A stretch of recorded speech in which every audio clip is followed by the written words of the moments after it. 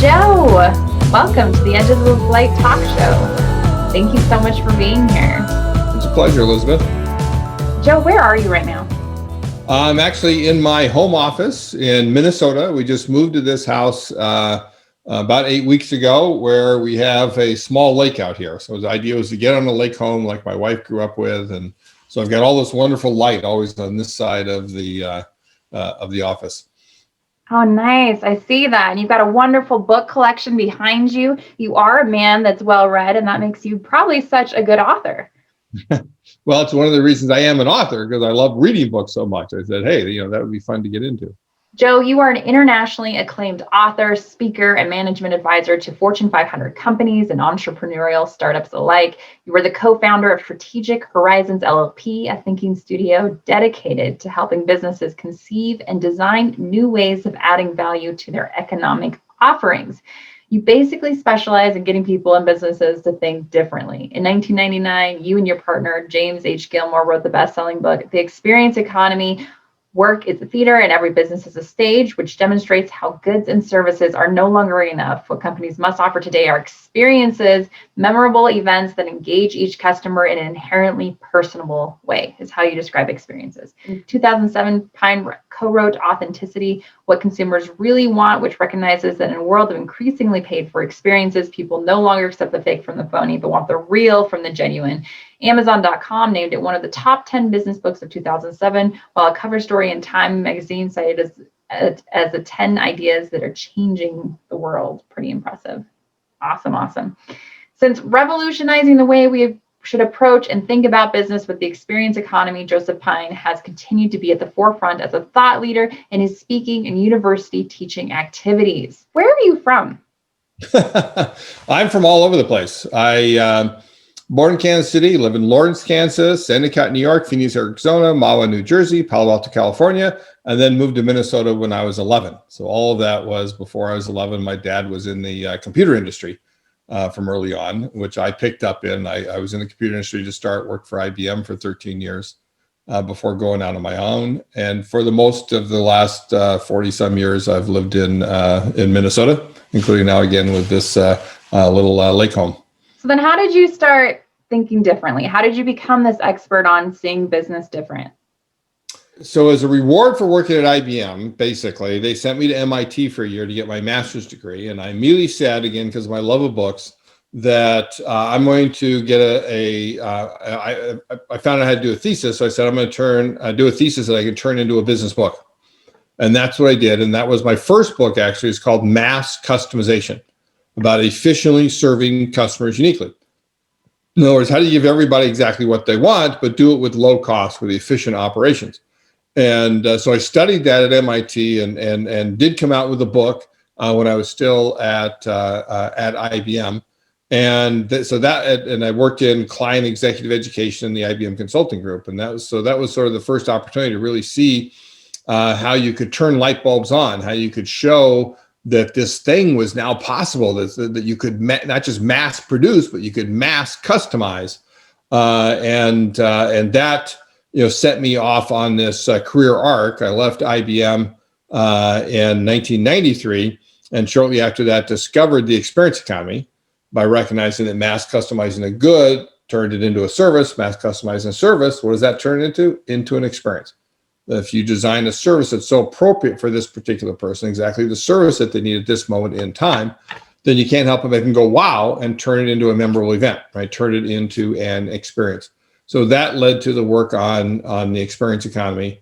And then that led to Authenticity. That led to another book, Infinite Possibility, on fusing the real and the virtual with digital technology. But along those lines, I sort of recognized that what I really do is help people figure out what's going on in the world of business. And then I develop a framework that first describes what's happening and then prescribes what they can do about it. And I've done that over and over again. And that's sort of my purpose in life, is to be able to do that. And in fact, still uses some of the tools I used in good old applied mathematics. In terms of pattern recognition and model making, is recognizing patterns and then developing models that explain those patterns that you see. So experience economy, how did you get into transformational travel? Well, part and parcel of the experience economy, we have this basic heuristic where you need to what we call shift up the progression of economic value from commodities, goods, services to experiences when your offering becomes commoditized. So treated like a commodity where people don't care what makes it there about the brand or features are all pretty much the same anyway. They come to care about three things and three things only. That's price, price, and price, right? That's when companies are commoditized. But customization, again, is the antidote to commoditization. Customization lifts you up. You can't help but be differentiated when you customize for an individual person. And so even before we published the experience economy, I'm always asking what's next. And I said, well, can experiences be commoditized? And the answer is yes. In fact, it may be the easiest economic offering to commoditize because the second time you have an experience, it often isn't as good as the first. Third time, not as good as that. And when you get customers saying, been there, done that, right? That's the hallmark of a commoditized experience. So using that same heuristic where customization is the antidote to commoditization, what happens when you customize an experience? When you design an experience that's so appropriate for this particular person, exactly the experience that they need at this moment in time, then you can't help but turn to what we often call a life-transforming experience, an experience that changes us in some way. So that's a transformation. It's the fifth and final economic offering in that progression of economic value where you use experiences as the raw material to guide customers to change, to help them achieve their aspiration. And so that's been there from the very beginning. That's back early 1990s, I discovered that. We published it in the Experience Economy in 1999, but a lot of people didn't make it to the last two chapters of the book where we talked about it. And it hasn't been that important, but over the last 5 years or so, you can really see the transformations are coming into their own as well, sort of hot on the heels of experiences. You see it in healthcare, in fitness centers, in higher education, in any coach. The rise of coaching is a big deal over the last 5 or 10 years. And every coach, if you have that name, you're in the transformation business because nobody hires you unless they want to get better at whatever it is that you're coaching. And then, so it's been over the last 5 or 10 years too, that I see the rise of transformational travel, that you see that people are increasingly using travel as a way to help them think about their lives, find meaning in their lives, transform themselves, or at least begin that transformation, and or benefit the greater community in which they travel to or the world. So Joe, why in the last 5 years has transformational travel become more of a thing? Well, I think it's the fact that transformations really themselves have come into their own, that people are used to them more, that they recognize that we're all the product of our experiences. We only ever change through our experiences, and the travel are such significant experiences that we have. And it's also true that when we travel is when we are most open to change. That it's just a fact that when you get out of your normal environment, you get out of your daily routine, you go someplace new, that you're more open, and things can happen that can lead you to really rethink your life and what you're doing. And so often that's just haphazard, that it's not intended or anything, but we recognize that it happens. So what if we turned it from haphazard and something that's actually designed into the experience, that was designed into the travel? And so you have the confluence of travel companies recognizing that's going on and saying themselves, all right, well, there's things that we can do to really help make this happen, that there's in fact a market out there for people to be able to that want to have transformational travel, that want to change to better themselves again, or better the community, or better the world in some way through the travel that they do. Do you think it's like the onset of social media that's like suddenly the shift in needs of where, because we had this, like talking before COVID, where we were as like a culture mindset of like getting minimal living, getting time to your homes, and travel was becoming a bigger, more experiential travel and having more meaningful experiences. And what do you think of like the cultural shift needing more value in our lives? Yeah, I parallel authenticity with the experience economy, that the experience economy mostly caused the rise of authenticity, that because experiences happen inside of us, we want the things that happen to us to be authentic. And so that's why in the book we call it the new consumer sensibility for the experience economy. Well, I think of meaning as that same consumer sensibility for transformations. That meaning is what people are increasingly seeking in their experiences, and they want to buy from companies that fit in with that meaning. Well, then they're going to be more transformational.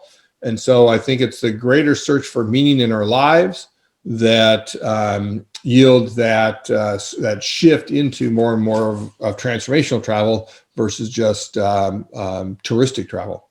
What has been your personal experience with all this? Well, I got to tell you, it's for an antisocial introvert that works out of his own house, this really hasn't been all that different. So it hasn't affected me all that much. But obviously my business is down because I travel around the world. I help companies embrace these concepts that I talk about, and that's down. But I've been doing more and more remote work, including remote workshops, virtual experience economy expert certification courses. And I have a number of clients that are basically saying, okay, well, as soon as we can travel, then we want to go, right? We want to be able to come together and figure out how we can improve our business to stage greater experiences. So that part of the business is picking up, but it's also the case that it's going to pick up if people recognize that if they don't do something differently, then they're going to be left by the wayside. That they won't be able to survive this corona crisis that we're in.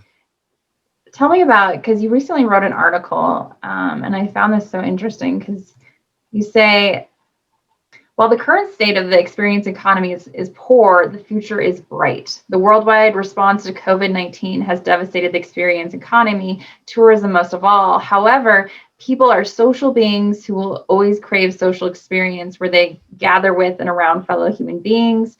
And right now, they've just shifted those experiences out there from the public to the familial, from physical to digital. And so tell me how that makes the future bright.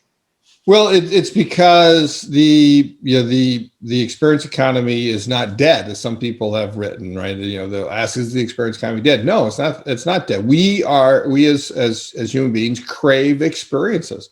We will always have experiences. So we'll always find that route to experiences, particularly as we've got used to over the last 20, 30, 40 years to be able to increasingly pay other people to create experiences that we could never do for ourselves. So in that sense, the future is bright. The economy is never going to recover unless the experience sector of the global economy covers, because that's the one that's been hardest hit. And if anything, it also accelerates that shift into transformations. With what's happened with the corona crisis, as I like to call it, it means that we recognize, sort of all over the world, at least in the developed world, that we don't need more stuff. We're at peak stuff. We don't need more stuff. What gives life meaning is the experiences that we have, the experiences with our loved ones, with our friends, even with our colleagues in business. And that's what we're craving, is those social experiences of being together again.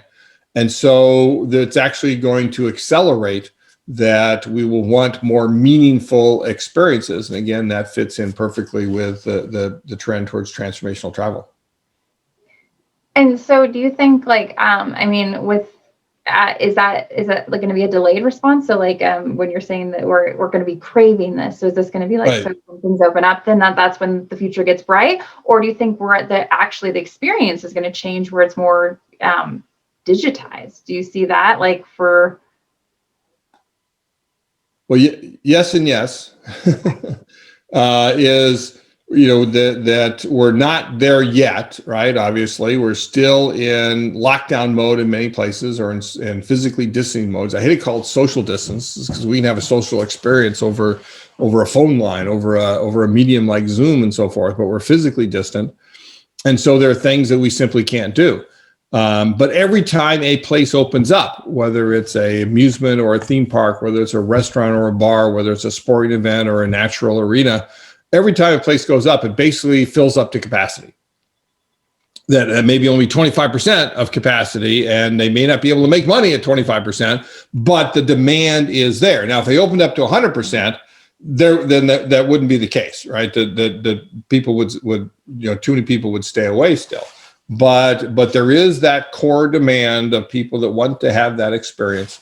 And so in that sense, the future is bright. But it's also true that we sort of shifted into the future in terms of our use of digital technology.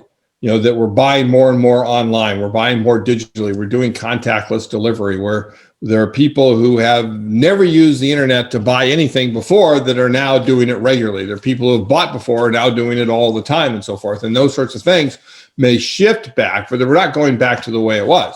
And that's that commoditization of goods and services, right? That's a commoditizing factor where we have no personal interaction with it, where we buy it on the internet at the greatest possible convenience and the lowest possible cost.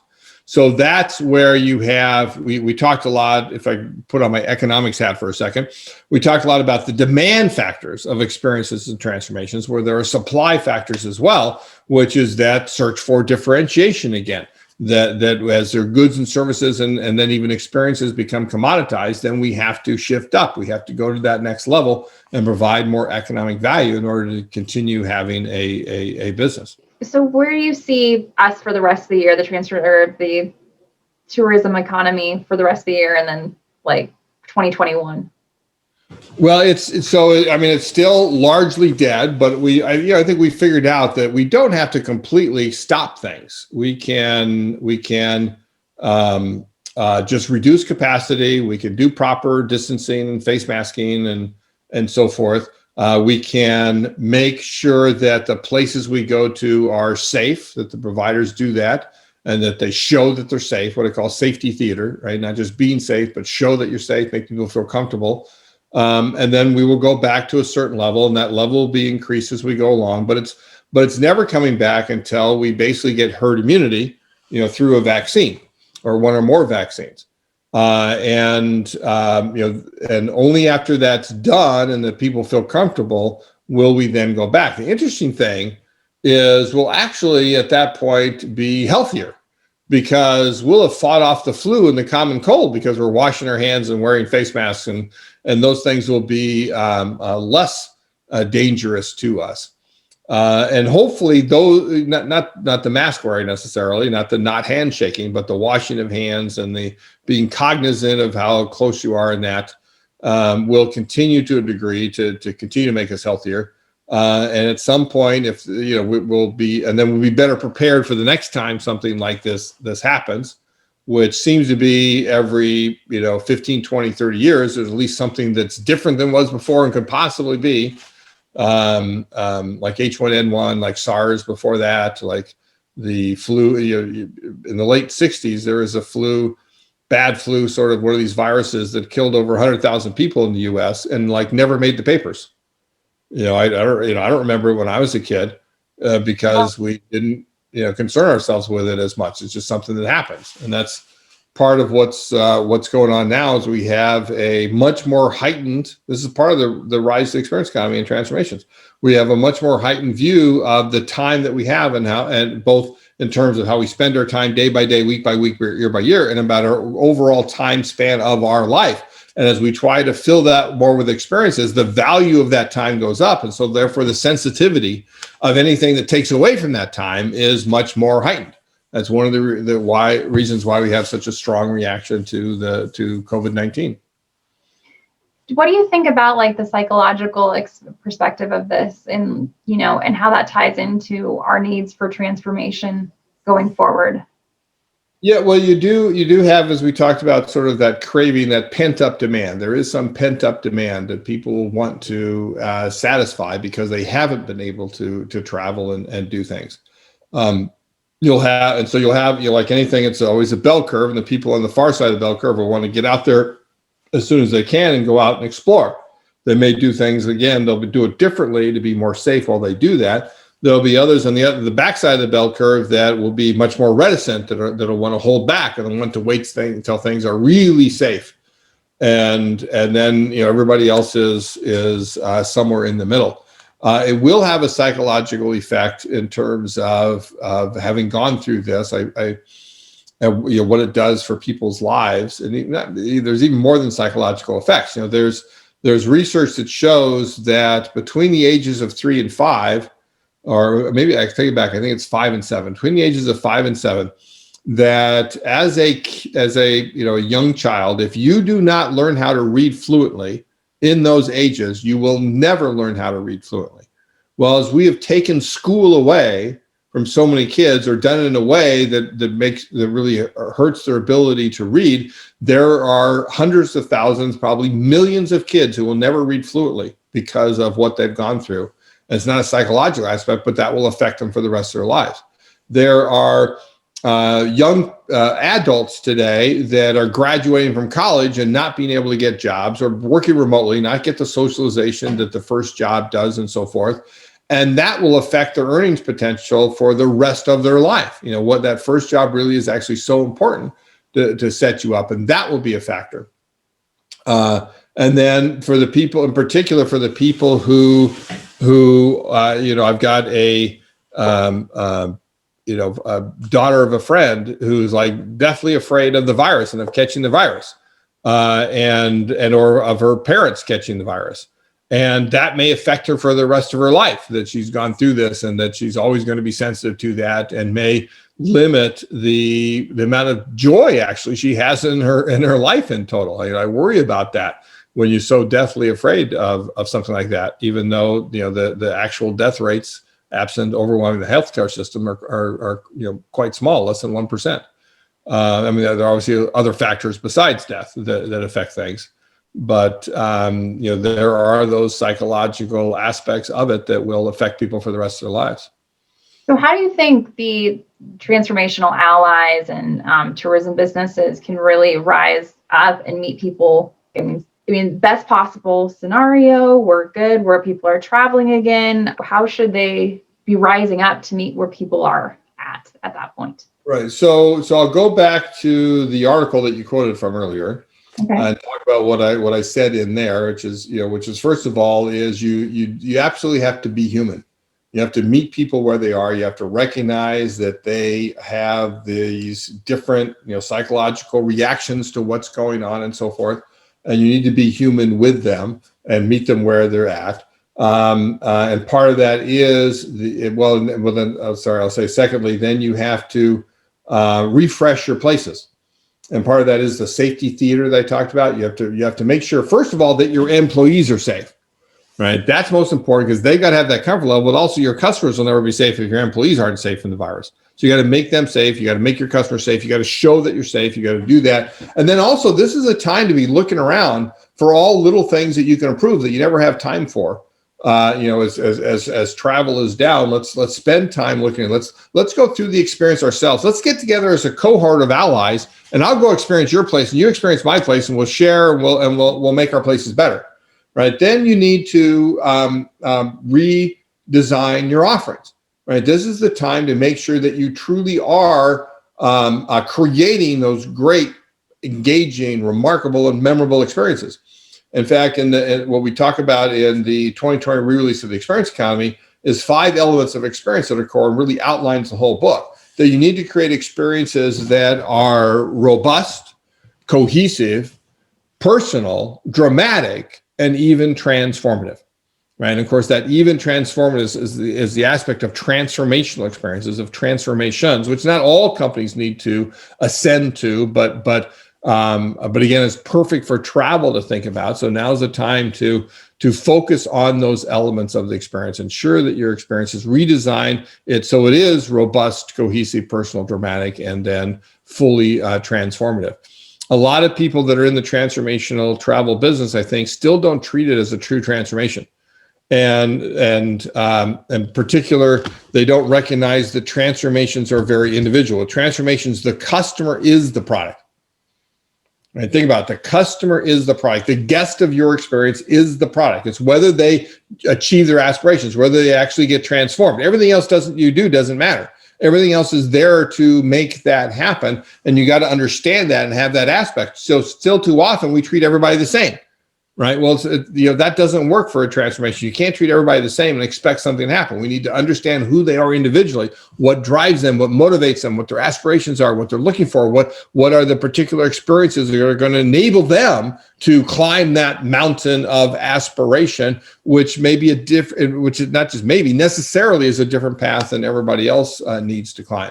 So I think that's key as well, is redesign your offerings. And then lastly, you need to renew your capabilities.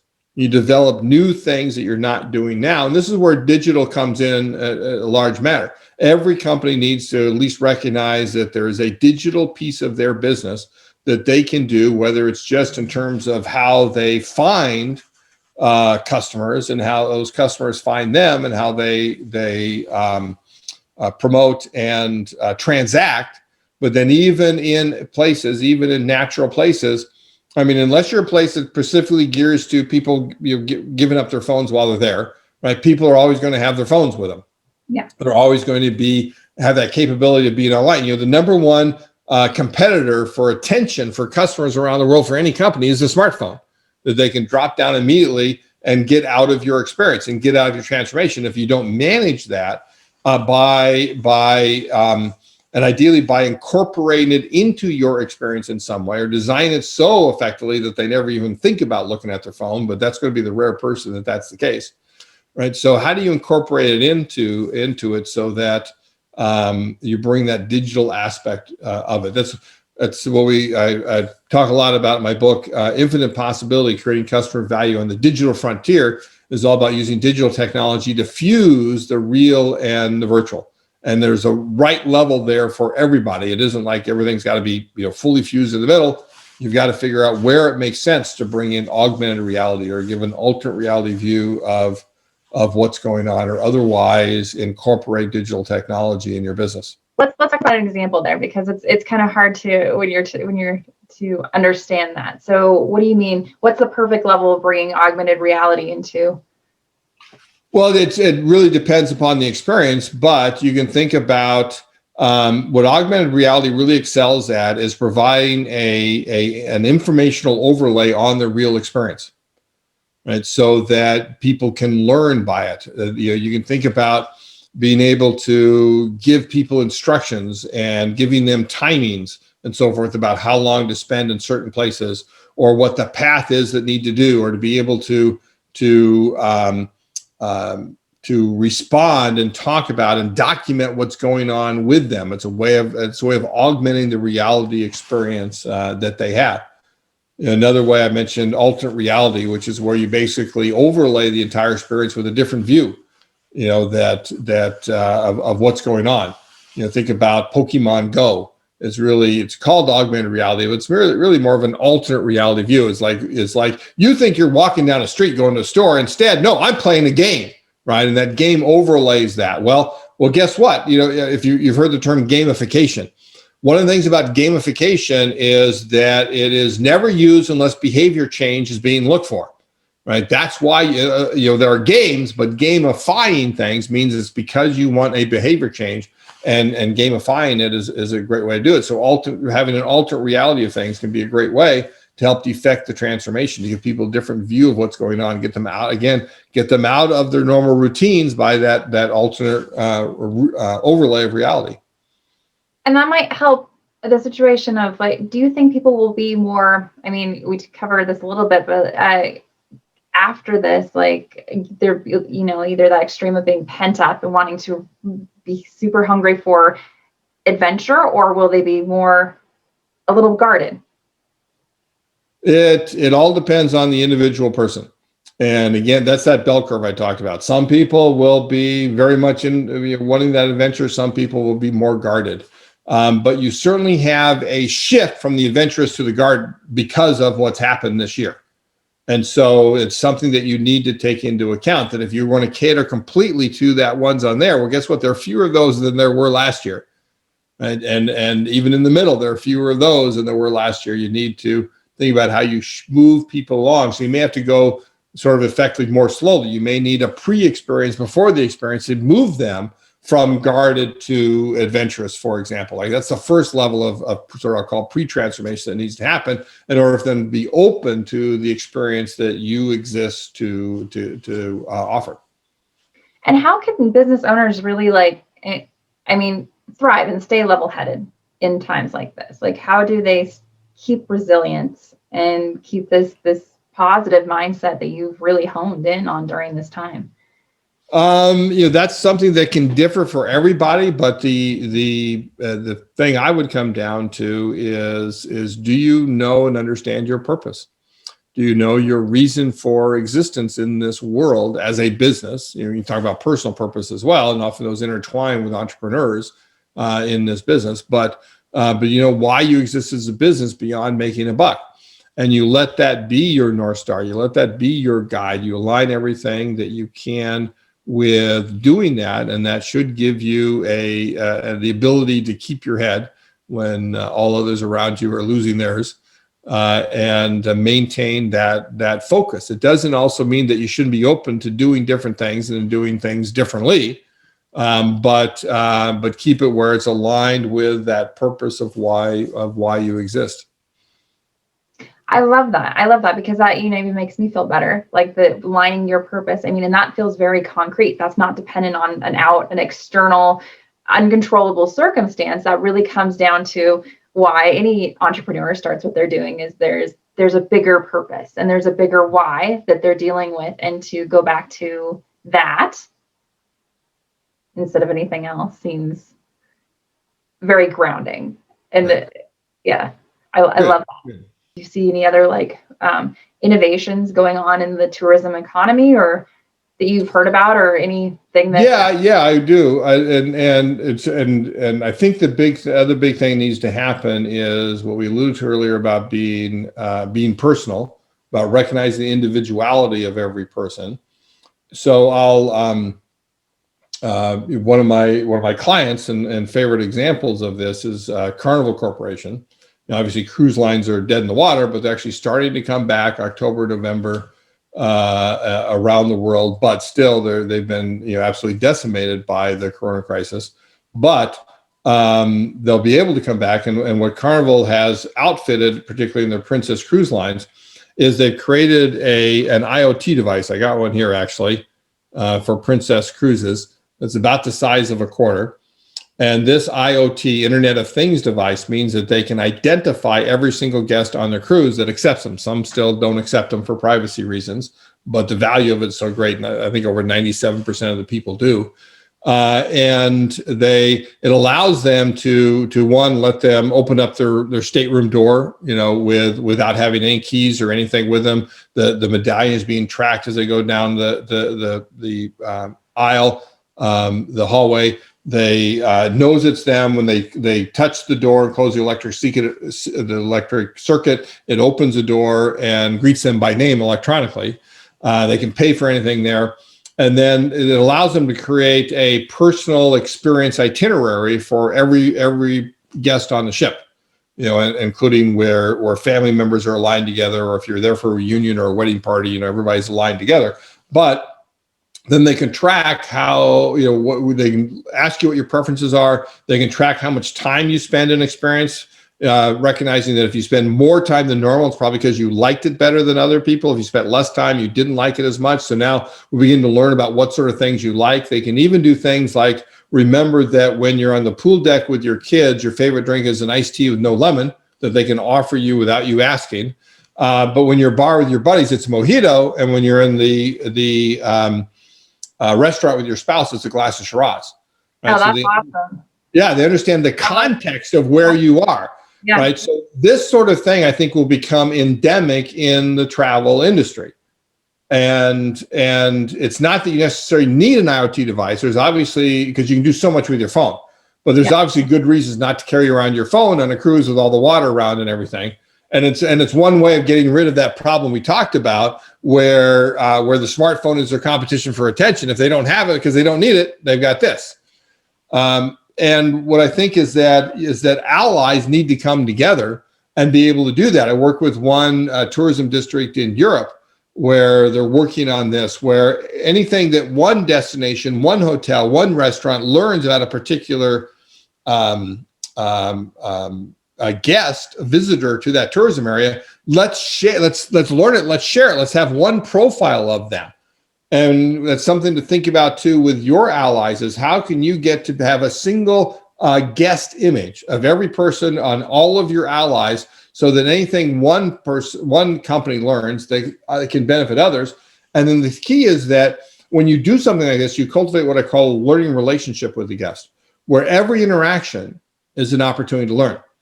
And when you learn, you're better able to customize to that individual living, breathing person exactly what they want right now at this moment in time.